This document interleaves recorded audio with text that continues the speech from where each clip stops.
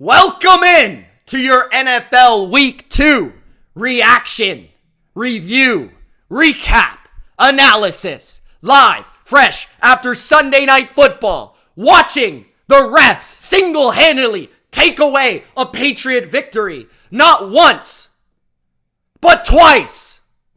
The New England Patriots on Sunday night lose 24-17 to the Miami Dolphins. And that's where I'm going to start. I'm going to waste no more time. Gronk, spike the like button. Subscribe if you haven't already. This is a Week 2 NFL review, and it is a rant show. So if you don't like aggressiveness, if you don't like loudness, then get your monkey ass out of here, okay? We've got the Patriots and the Dolphins in a crazy Sunday night football game. A crazy Sunday night football game. 24-17 Miami.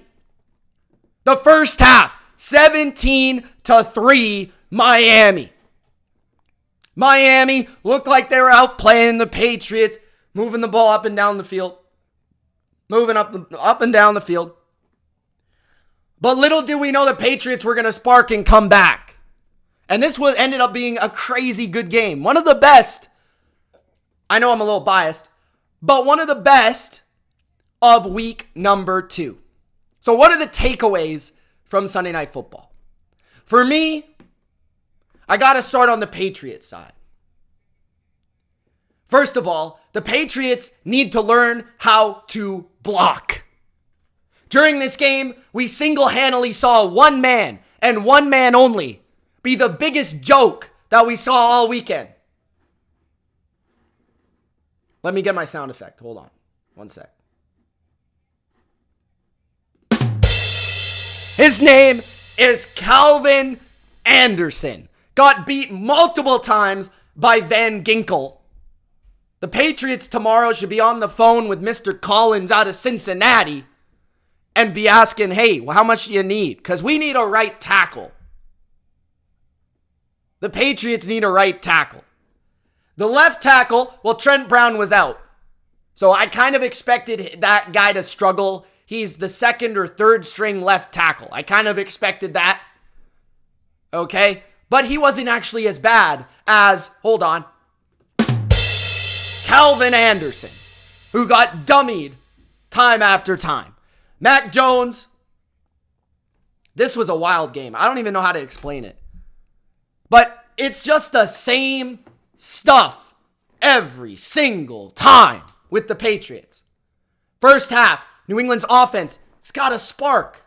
It's got a spark. It starts the game. They're moving the ball. And then something happens. They get sacked. They fumble the ball. They throw a pick. Something bad happens every single time.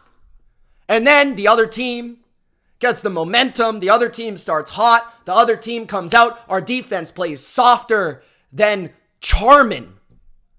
And they go down. They score multiple times. We get down by multiple scores. And then we just all of a sudden, and here's our fan base's issue. This is our fan base's issue. Our fan base expects Mac Jones to come out and throw the ball 60 times with a subpar receiving core and, hold on one second, Calvin Anderson, and win the game.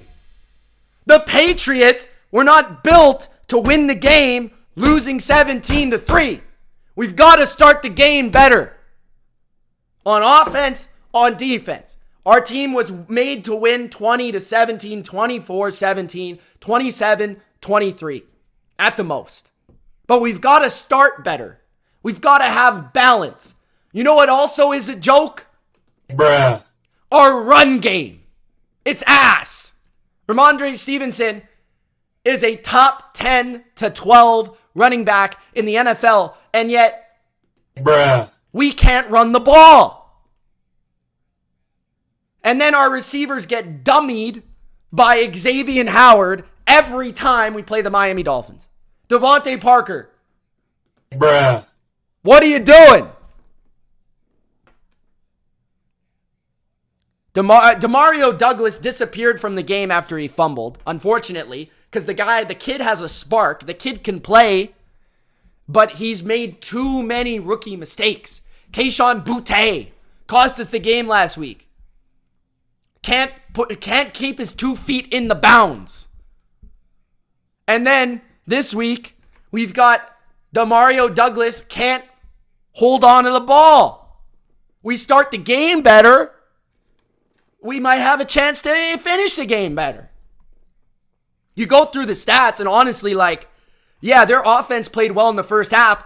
After the first half, in the second half, our defense played their lights out. The defense for New England dominated the second half. You look at the stats, right? First downs, New England, 23-22. Third down efficiency, New England, 7 out of 15. Miami, 4 for 10. Fourth down, New England, 1 for 2. They ended up getting stopped the last play of the game. Miami, 0 for 0. Miami did rush for more yards. Had 144 rushing yards. New England had 88. And a lot of them came on the drive to get us within 7. Passing yards, Miami had only 244. Total yards, Miami did have way more than New England, 100 more. That's significant. But they were all in the first half. I don't know what the numbers are for the second half, but they were all in the first half. Sacks, Miami had 4, we had 1 because we couldn't get any pressure early because our defense on first and second down were letting them complete passes. And Miami, I will give them credit, ran the ball better than I expected them to. I will give them credit. I will give Mike McDaniel credit. He's one of the best offensive coaches in football. I will give him credit. Tua played all right. He made some big, crucial mistakes in the second half. He almost cost his team the game with the pick and the near fumble snap. He missed a couple receivers, but he made some really nice throws. The one to Berrios in particular before the first half was a really nice throw. He got the ball out quick early in the game. The O-line for Miami played better than New England's. I will say that much. The defense for Miami, they got some heat when they needed to. But man, New England messed this game up again. It's the same game. The same damn game. Every week, New England falls behind. New England then proceeds to outplay the other team for a half and finds a way to not win the game.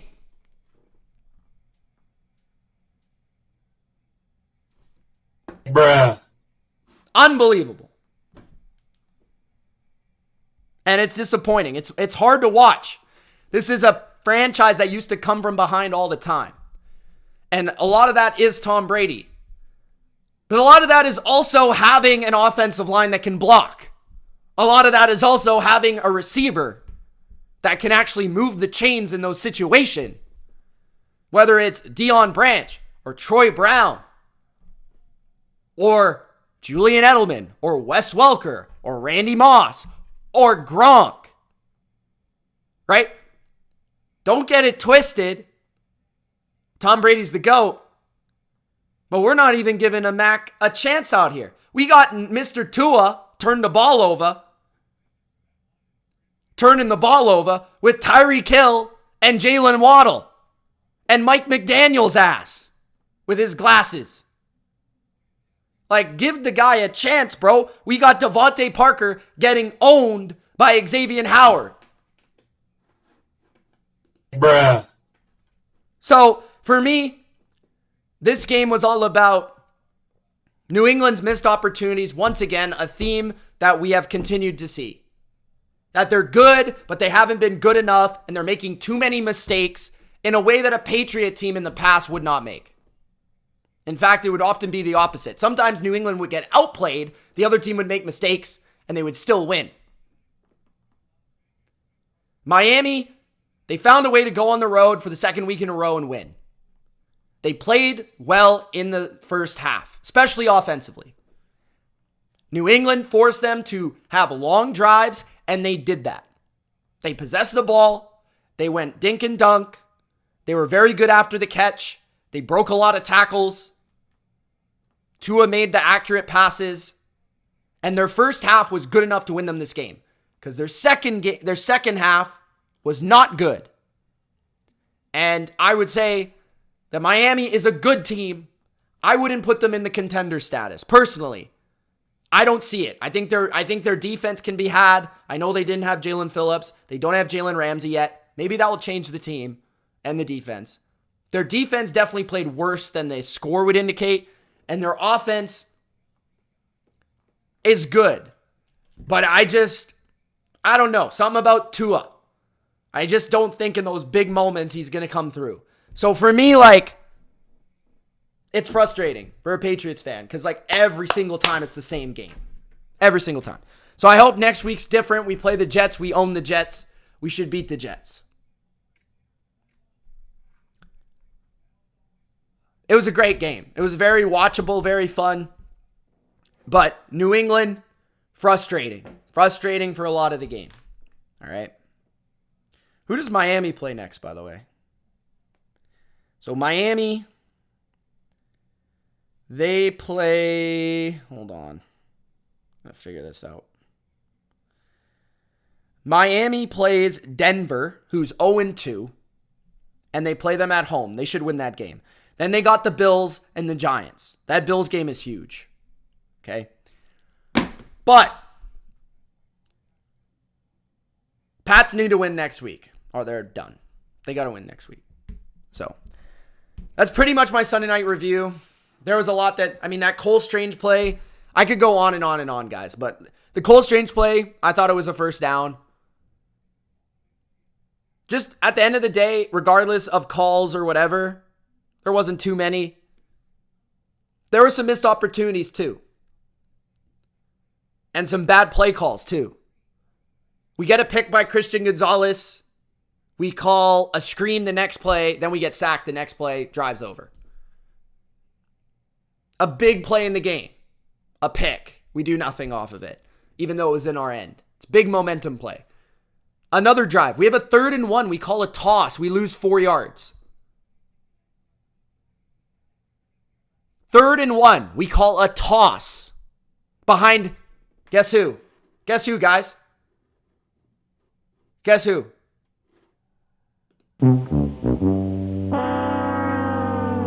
Yes, Mr. Calvin Anderson. So, that's it for me on the Sunday night game. Let's move on to the Sunday action during the day.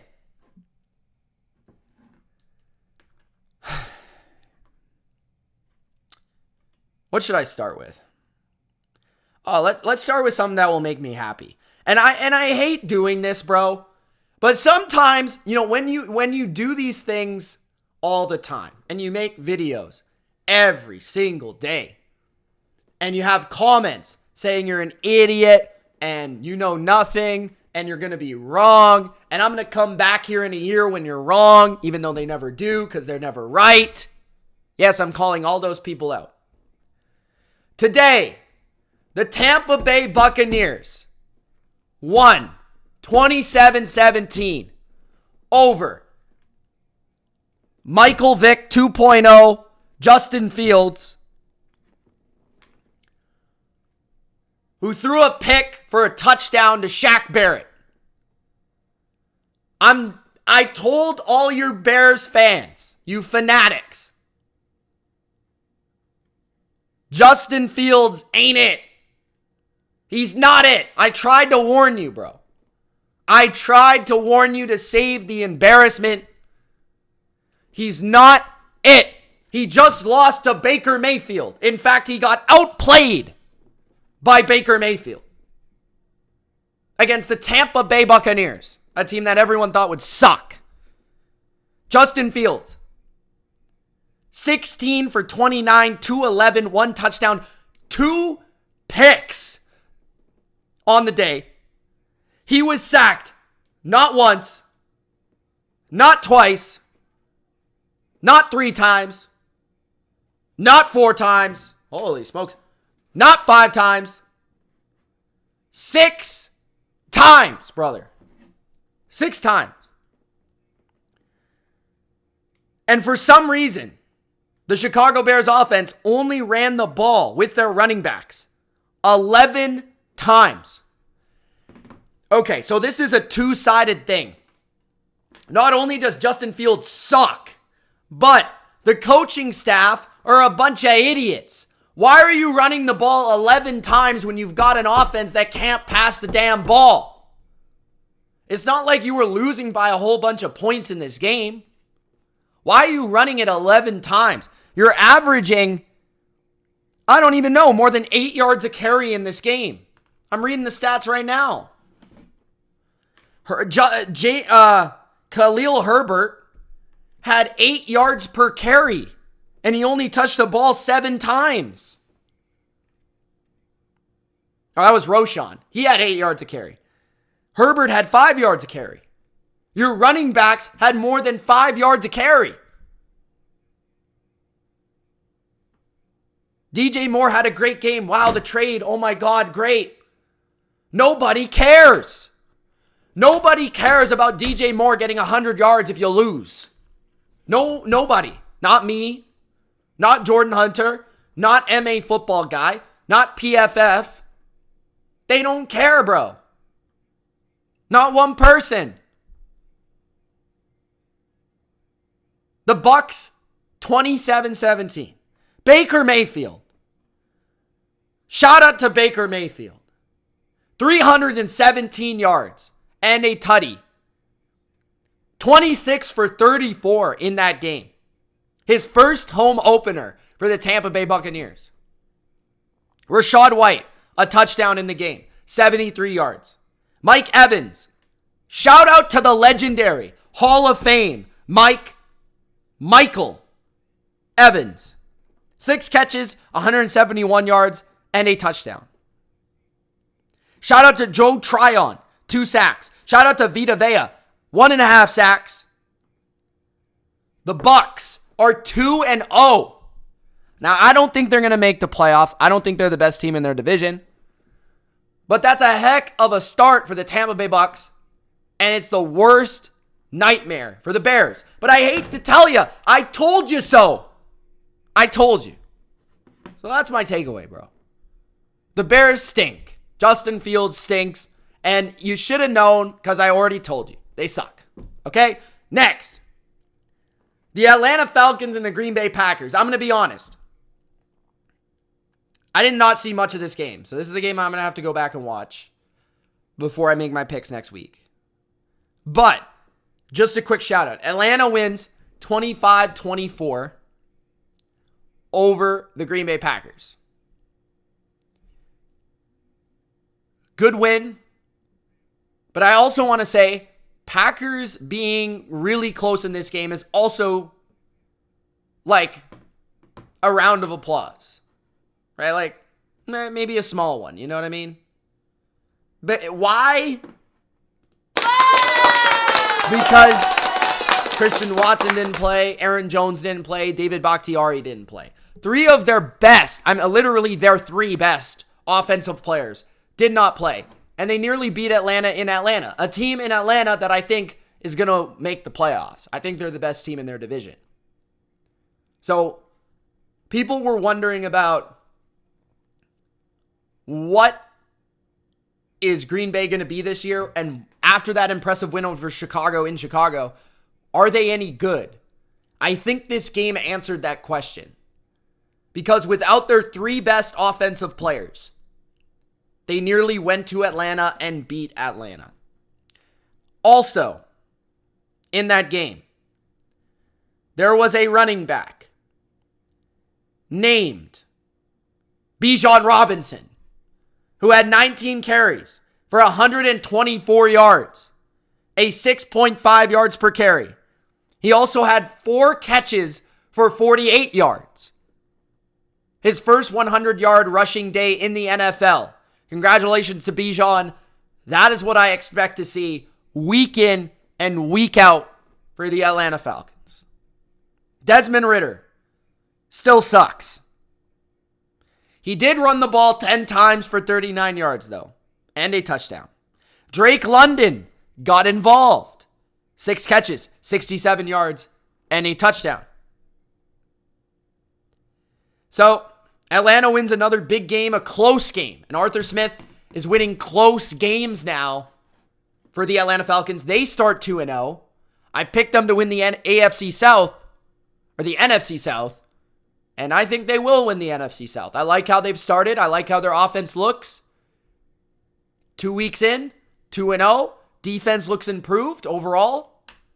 Jordan Love, by the way, Jordan Love is the real deal Holyfield. Believe it. Moving on. I'm not going to spend any time on the Colts and Texans other than the fact, hopefully Anthony Richardson is okay. But I'm not going to sit here and lie to you that I actually watched one single solitary second of the Indianapolis Colts and the Houston Texans. The Colts win 31-20. Congratulations to the Colts. 37-31, Seattle Seahawks. I did watch a lot of this game. It was on my phone while I was watching the Chiefs and the Jags for a large portion. This was an interesting game. Seattle, last week, versus the Rams. They end up dropping that game to the Rams. They get killed, like arguably destroyed by the Los Angeles Rams. And in week 2, they come through, go to Detroit, a team that beat the Chiefs, win that game. They were 6-point dogs. They go to OT and they win by 6. So congratulations to the Seahawks. Going over that game, I thought both quarterbacks played really well, especially Geno Smith. Geno Smith had a really bad sack late in the game that I think helped Detroit tie the game later in the game. But other than that, I thought Geno Smith, man, played spectacular. He was 32 for 41, 328 yards, 2 touchdowns, 3 rushes, 20 yards. I thought Geno played great, and he was making a number of passes on the money, accurate passes. And I will also say this, Seattle had time. Seattle was giving Geno the time to make those throws. DK Metcalf came through with 6 catches for 75 yards. Tyler Lockett, 2 touchdowns on 8 catches. And Seattle's defense, I felt like, was more competitive this week, especially in the first half. Second half, they kind of allowed the Lions to start to get going. But first half, it felt like Seattle's defense came out with more energy, and they came out hard. They came out hard. Jared Goff, 28 for 35, 323, 3 touchdowns, 1 interception. Jared Goff continues to play very well. He had moments where he wasn't very good. But overall, another really good Jared Goff game. Jahmyr Gibbs, he's probably going to be starting next week because David Montgomery got hurt in this game. Don't know how serious it was. But 16 carries, 67 yards for Montgomery. Gibbs had 7 catches in this game, which actually led the Lions. Amon-Ra St. Brown left the game late in the game after catching 6 catches for 102 yards. Maybe the game would have been different if Amon-Ra would have been able to stay till the end, but still had a good game. Josh Reynolds scored 2 touchdowns, had himself a nice game. Laporta seems to continuously come through for Detroit. I think he stood out a little bit as a secondary option in this offense. I still think Detroit needs another receiver, man. I still do. But I think their line of scrimmage play was good, strong. I think the Seahawks overall, I think they just had more fire, more jump, more want to early in the game. But you look at it, let's check the stats. Pretty even across the board. 28 first downs for Seattle, 25 for Detroit. 102 rushing yards for Detroit, 82 for Seattle. Nearly the same amount of yards total, nearly the same amount of passing yards, nearly the same amount of sacks. This was exactly what we thought it would be. There was one really bad decision. I don't exactly know what time it was at. I'm going to check here, see if I can find it. But Dan Campbell was up, I think, in the game. Hold on. I want to say Dan Campbell was up 21-17. Yes. So, I got it right here. 21-17 Detroit. With 3:27 left in the game. Or not left in the game. Left in the third quarter. Okay? He's up by 4. And they went for it on their own 45 on a 4th and 2. Right? Not egregious, but I felt like that was a huge mistake. Very costly in that point in the game. Right? Detroit, it was 14-7 Detroit. Then it was 14-14. Then it went 21-14 Detroit. 21-17 Detroit. Seattle got the ball at Detroit's 42-yard line. They drove down and they score a touchdown to take the lead. And that is where I felt like Seattle really took the game. That's kind of where I felt that is where Detroit lost the game right there. If they get that, maybe that changes the game. But if you punt, I wonder how that also changes the game. I feel like that decision right there, up 4, you punt the ball. Right? If you're down 4, you go for it. If you're up 4, just punt the ball, bro. No problems. Right? You got a good position to pin them deep. I don't love that call by Dan Campbell overall. The next game, Tennessee Titans and the LA Chargers. I don't know how many people I saw on Twitter. Oh, the Chargers, they lost again. Oh my God, they lost. Oh, I can't believe it. The Chargers lost. Okay, first of all, bro. The Chargers, let me check the stats. They had less first downs. 22-19 for Tennessee. The LA Chargers defense. This is the second week in a row, bro. Did anyone watch the Tennessee Titans offense play last week? Please, somebody answer. Did anybody, and I mean anybody, watch the Tennessee Titans offense play last week versus the New Orleans Saints? Anybody? Tom says, yup. Thank you, Mr. President. They were horrible and like unbelievably bad to the point where like people were talking about, please bench Ryan Tannehill or I will rage quit. And I don't think they were talking about rage quitting Tennessee. I think they were talking about rage quitting life. It was that bad. So Tennessee, after that performance versus the Saints, 1 week later, after the Chargers allowed 7,000 yards to Tyreek Hill and Tua turned the ball over, Tennessee had 22 first downs. 22 to the Chargers 19. They went 6 for 13 on third down.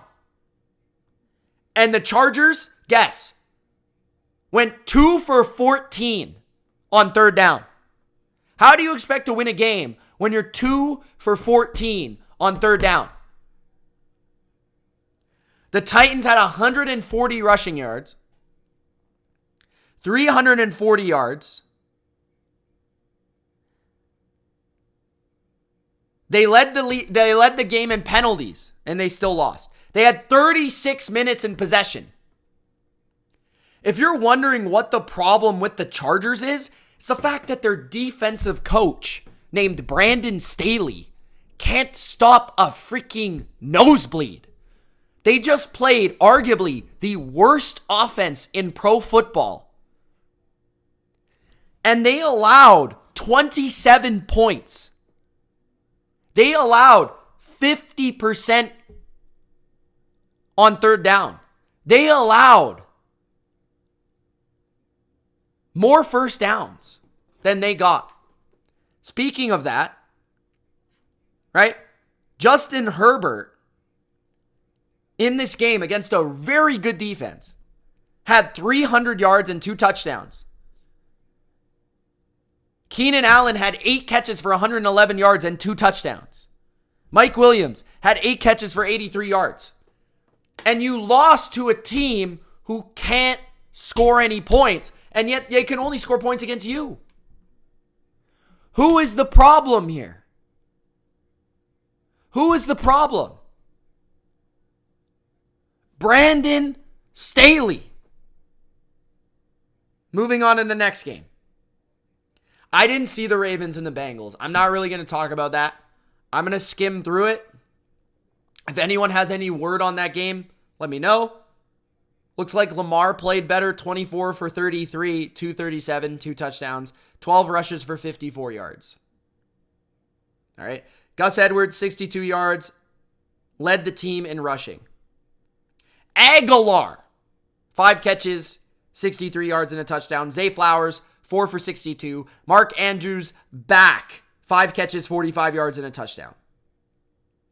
Geno Stone had an interception. Jadeveon Clowney had a sack. For Cincinnati, Joe Burrow continued to struggle. No Marcus Williams. No Marlon Humphrey. Not a really credible pass rush. The Bengals scored 17 offensive points. 17. Against the Ravens defense. On the road. On the road. Without their 2 best players in their secondary. Joe Burrow only had 222 yards. Had a pick.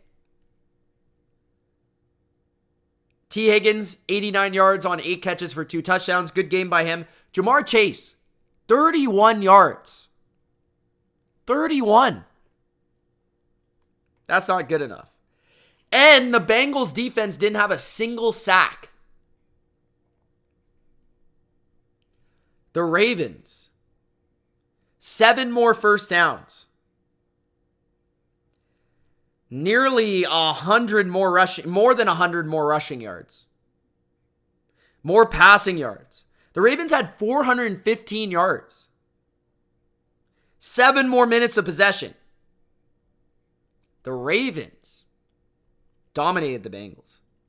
The Bills, I saw the beginning until it was a blowout. Josh Allen is back. Stop saying, Madden curse, Haley Steinfeld, Jets defense, all this stuff. Bro, the Bills had a blip in the radar. They lost week 1. Get over it. Get over it. 31 for 37, 274, 3 tutties. James Cook, they got a run game going for once.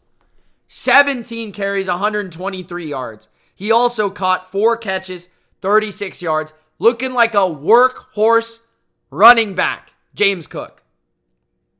Gabe Davis stepped up, a secondary receiver, not named Stephon Diggs. Made actual plays. Gabe Davis, 6 catches, 92 yards, a touchdown. Kincaid, 5 catches for 43 yards. 2 picks for the Bills defense. Jimmy G played terrible for the most part. 16 for 24, 185, 1 touchdown, 2 picks. Devontae Adams played well. Josh Jacobs got nothing going. The Bills allowed nothing on the ground. Josh Jacobs had -2 yards. Yes, I said that. -2 yards.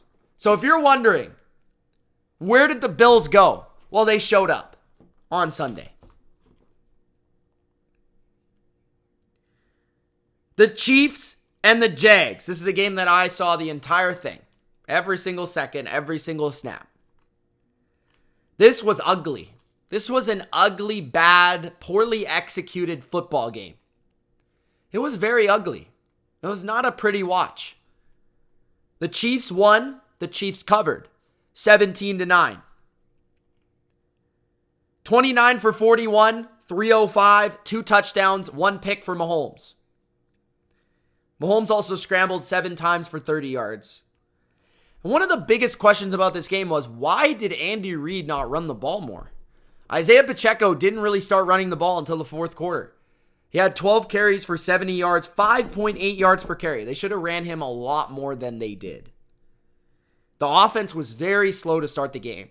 I think both teams had 0 yards, or 0 points, at the end of the first quarter, I want to say.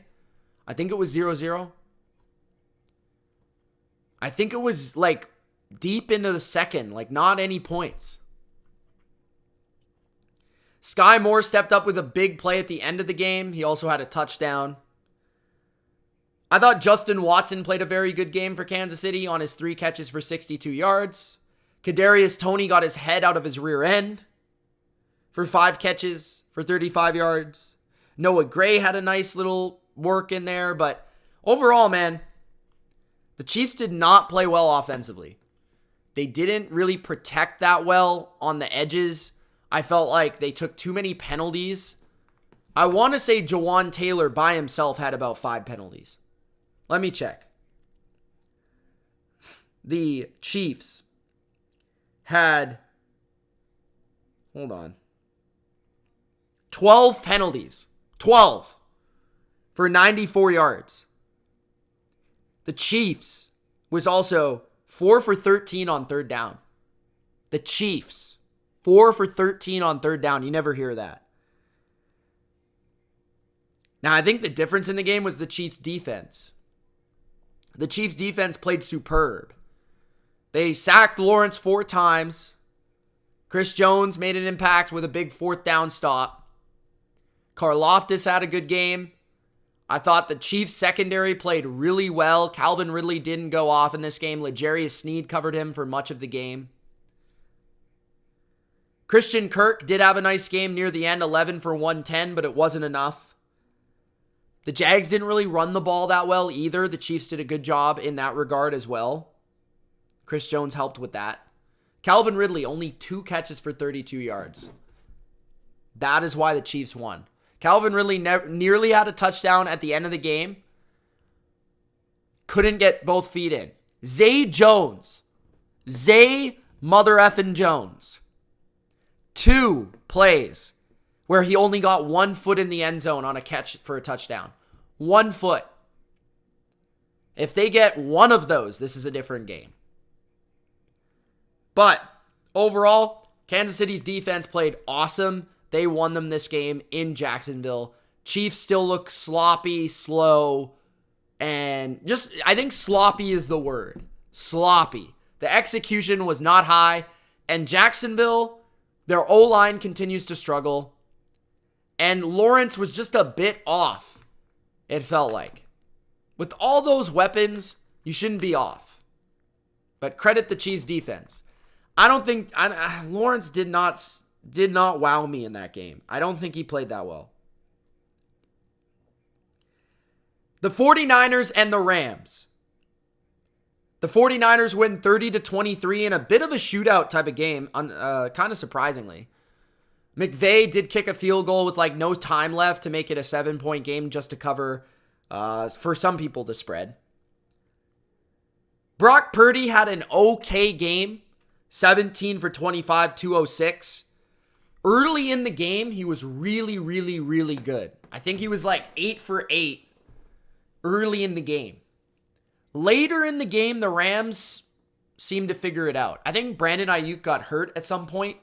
That took one of the weapons away from the Niners, but Purdy missed a couple throws. He missed a touchdown to Deebo Samuel down the field, which was a big one. But he missed like 3 throws in the game that really would have made this game a runaway train for the Niners offense. They would have scored 40 points if Brock Purdy makes a couple of these throws. So Brock Purdy played all right, especially in the first half. But second half, not so good. But even despite that, the Niners were able to do a lot. Run the ball 20 times with McCaffrey for 116 yards. Debo had 5 carries for 38 yards. Debo had a really good game today. 38 yards rushing, 63 yards receiving, 6 catches, 5 carries. The defense stepped up in the second half. The defense for the 49ers allowed 17 points in the first half. They allowed 3 at the very end of the game in the second half. So the Niners defense stepped up. Nick Bosa still looks slow and out of shape. I will say that. But 2 picks in the second half, one off the hands of Kieran Williams and another one by Lenore to kind of finish the game out strong. Fred Warner had a big sack in the game in the second half. That was nice to see. The Rams, though, Stafford is playing lights out. Don't read into the stats. Stafford played phenomenal. Phenomenal in the first half. Like, absolutely unbelievable. He was ripping the ball everywhere. The Rams were protecting him well, but he was moving around the pocket and just shredding the Niners secondary. When he had time, he was making all the throws. He attempted 55 passes. He completed 34 for 300 yards. He was only sacked 1 time on 55 attempts. Nakua has set the record for most catches in 2 games by a rookie receiver. 15 catches in this game for 147 yards. The Niners had basically 0 answers for him, especially in the first half. They couldn't stop him. Atwell also played a good game, 7 catches for 77 yards. Kieran Williams, their lead back, 6 receptions for 48 yards and a touchdown, and also had a rushing touchdown. Kieran Williams, Tutu Atwell, Puka should all be in your fantasy lineups next week. The Rams defense came back down to earth. I think they had some moments. Some guys flashed. I thought Young flashed on the defense. Ernest Jones once again. And Kendrick. Those guys flashed to me. But their defense came back down to earth. For the most part, when the Niners were stopped, it was the Niners' fault. The Niners kind of messed it up. The other afternoon games, Dallas destroyed the Jets. Not a lot to be said there. The Jets aren't Super Bowl quality without Aaron Rodgers. I never thought they were Super Bowl quality regardless. I think this game's probably a bit closer with Aaron Rodgers, but I don't think they beat the Cowboys. The Cowboys defense just, once again, unbelievable.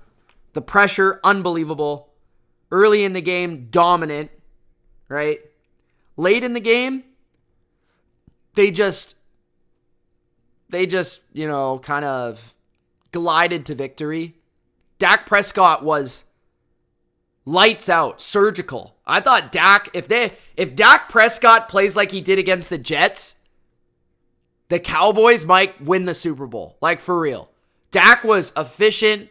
Dak was accurate. Dak's foot and feet in the pocket, just moving around, manipulating that pocket. CeeDee Lamb looks better than ever. CeeDee Lamb against that secondary. 11 catches for 143 yards. Damn. And you know what I noticed about the Cowboys offense? They're a lot faster than last year. A lot faster. Like Tony Pollard. Vaughn had a couple nice runs. Turpin when he gets out there. Jalen Tolbert made a couple catches. Michael Gallup continues to be non-existent. They did this. They dominated the Jets defense without Brandon Cooks, too. The O-line played really well. So Dallas had 26 first downs. They were 9 for 18 on third down. 50% against this defense in this pass rush. 50%. 134 rushing yards. 382 total yards. They only punted 3 times. They had 42 minutes of possession. 42 against that defense.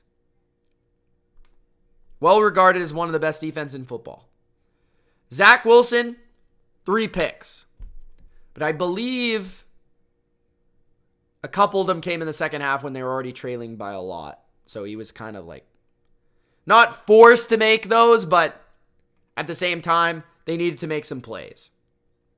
There was only really one big play by the Jets offense all day. It was a Garrett Wilson slant for a touchdown. Other than that, they did nothing.